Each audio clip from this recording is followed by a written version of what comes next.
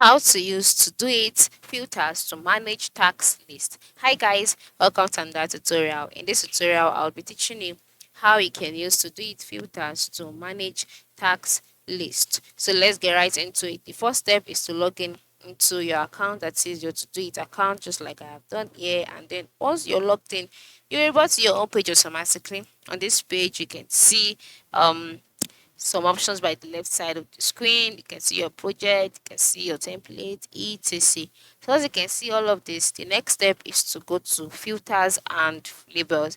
Filters and labels is the last option here.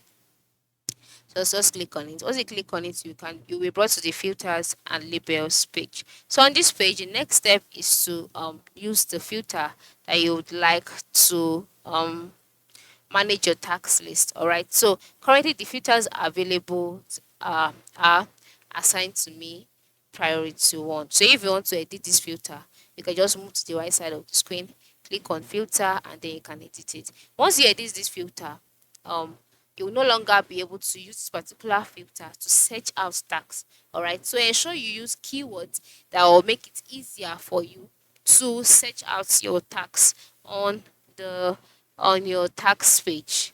Okay, so I'll just leave this as this and click on save.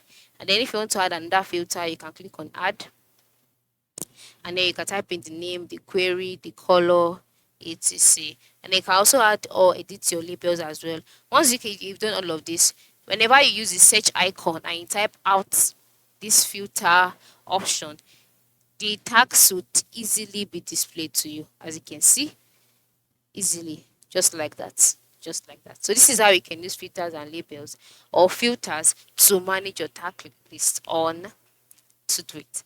Thanks for watching and have a good day.